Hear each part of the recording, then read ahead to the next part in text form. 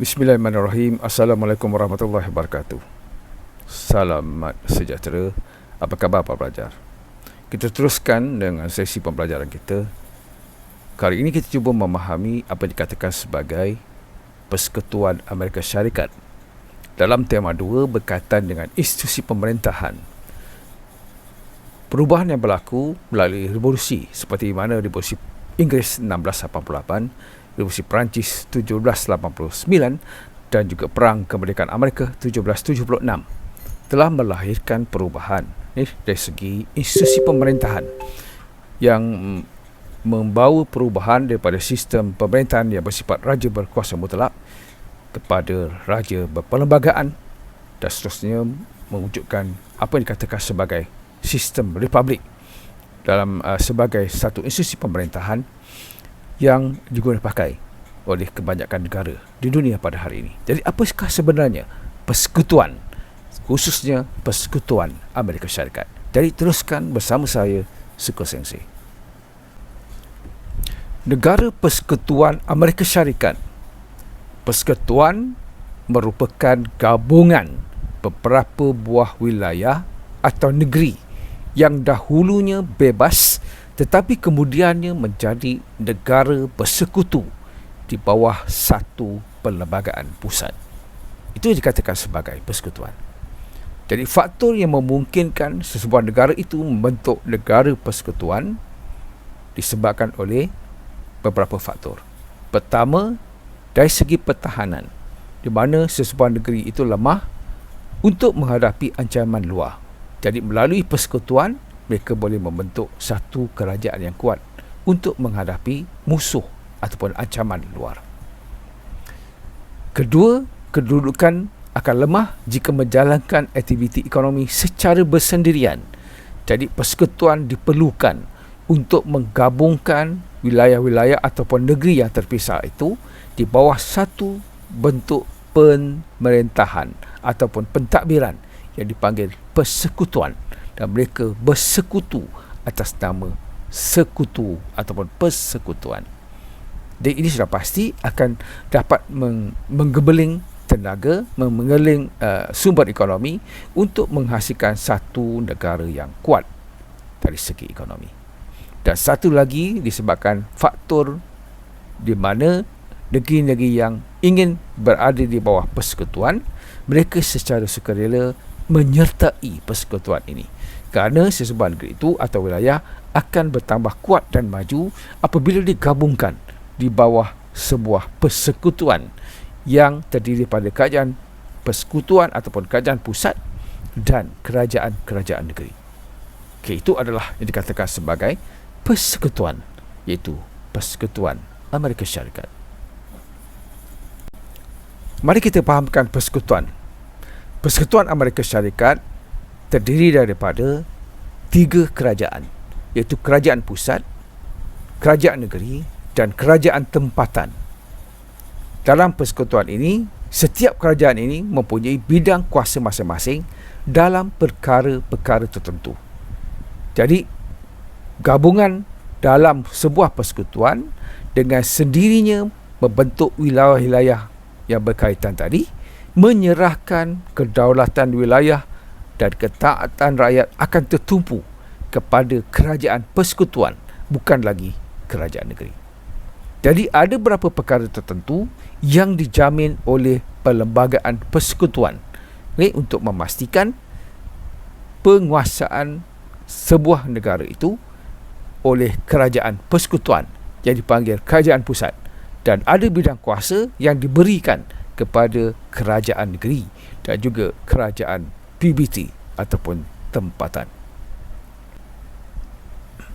Perlembagaan Amerika Syarikat tetap memberi kebebasan kepada negeri-negeri untuk menggubal undang-undang yang berkaitan dengan adat dan budaya tempatan, kerana setiap negeri mempunyai latar belakang dan sejarah yang berlainan. Amerika Syarikat mempunyai 50 buah negeri dan saiznya yang luas, penduduknya yang terdiri daripada berbilang kaum. Jadi, negara persekutuan Amerika ini dibentuk daripada 13 buah negeri yang pernah menjadi koloni British ataupun the British colony. Jadi artikel dalam persekutuan telah digubal selepas Amerika Syarikat membebaskan dirinya daripada kerajaan British. Namun artikel yang dianggap sebagai piagam kerajaan yang pertama di Amerika Syarikat ini telah mewujudkan sebuah kerajaan yang lemah. Jadi kerajaan pusat tidak diberi kuasa yang banyak mengikut artikel persekutuan ini. Ini yang membawa kepada perubahan nanti yang mengukuhkan lagi sebuah kerajaan pusat yang dipanggil persekutuan.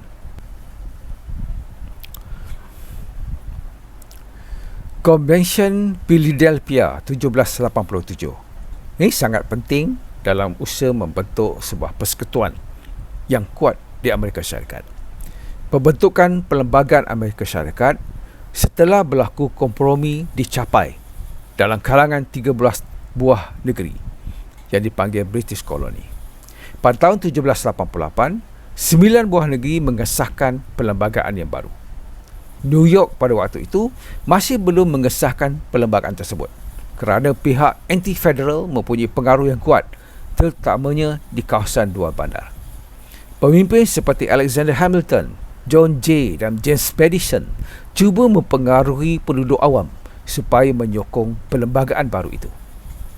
Mereka telah menerbitkan buku yang dikenali sebagai The Federalist. Akhirnya New York memberi persetujuan dan menerima Convention Philadelphia 1787.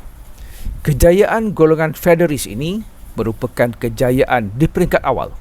Kerajaan persekutuan perlu mengatasi beberapa masalah di peringkat kebangsaan seperti menghadkan kuasa persekutuan dan pada masa yang sama perlu memelihara hak rakyat dan juga kedaulatan negeri-negeri yang bergabung di bawah persekutuan Amerika Syarikat.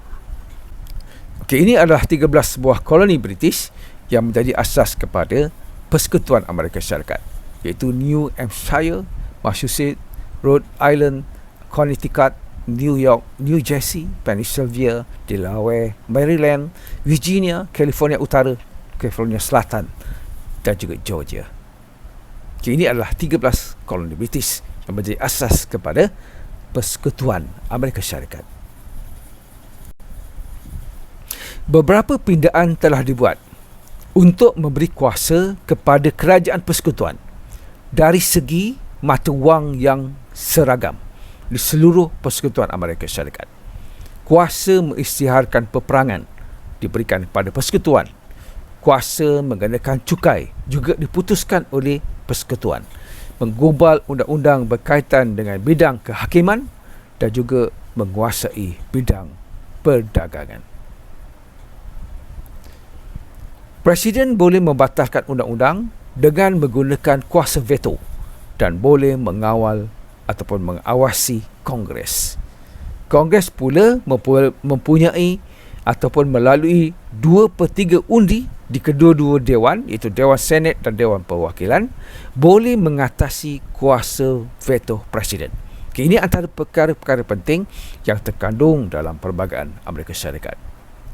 Jadi Perlembagaan Amerika Syarikat telah menggariskan secara terperinci badan-badan yang memerintah Amerika Syarikat. Jadi satu sistem timbang tara telah diwujudkan sebagai pelindung kepada unsur-unsur authoritarian ataupun yang bersifat mutlak dan juga radikal. Ini satu sifat yang radikal. Jadi apabila menggubal undang-undang, satu pihak boleh mengawasi pihak yang lain.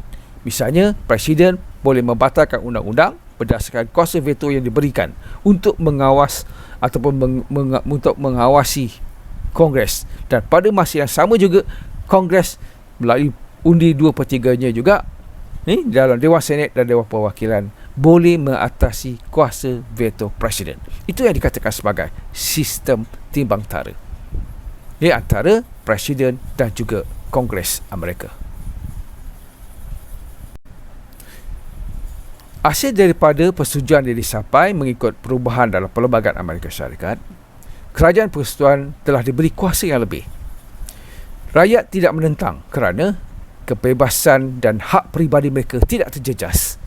Kuasa yang berkaitan dasar luar, perdagangan diberikan kepada kerajaan persekutuan.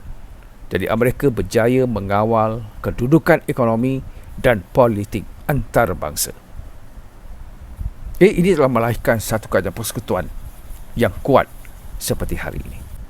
Okey, pelajar melalui apa yang kita bincangkan pada hari ini, pelajar boleh mencari mengenal pasti beberapa soalan untuk dibincangkan dan sebagai latihan bersama dengan guru untuk menghasilkan menyediakan diri kita untuk menjawab beberapa persoalan yang penting berkaitan dengan bentuk negara ini. Pertama, bincangkan ciri-ciri negara kesatuan Perancis pada abad ke-19. Kedua, bincangkan perbezaan dan persamaan di antara negara kesatuan Perancis dengan negara persekutuan Amerika Syarikat pada abad ke-19. Saya telah menjelaskan tentang negara kesatuan Perancis dan hari ini saya menjelaskan tentang kerajaan persekutuan. Jadi pelajar boleh gunakan kedua-dua ini untuk melihat perbezaan dan juga persamaan di antara kerajaan kesatuan Perancis dan juga persekutuan Amerika Syarikat. Satu lagi soalan yang mungkin boleh ditanya berkaitan dengan huraikan ciri-ciri negara persekutuan Amerika pada abad ke-19. Jelaskan sejarah pembentukan negara persekutuan Amerika Syarikat pada abad ke-19. Dan satu lagi soalan yang penting adalah nyatakan perkembangan negara kesatuan Perancis selepas berakhirnya sistem beraja sehingga Republik Ketiga. Ini juga saya telah bincangkan dalam siri yang sebelum ini. Jadi teruskan ulang kaji, teruskan memahami konten dengan baik untuk menguasai dan membolehkan kita menjawab apa saja soalan berkaitan dengan tema, sama ada tema 1, tema 2, 3 dan tema 4 dalam sejarah dunia. Jadi teruskan ulang kaji, teruskan bersama saya Suko Sensei belajar memahami sejarah, mendengarnya dengan baik dan cuba kita memahami sejarah.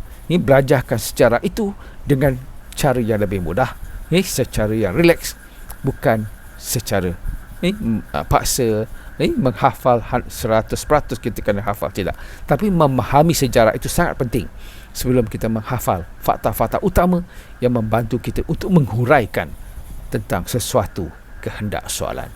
Jadi teruskan bersama saya Suko Sensei. Kita jumpa lagi. Bye.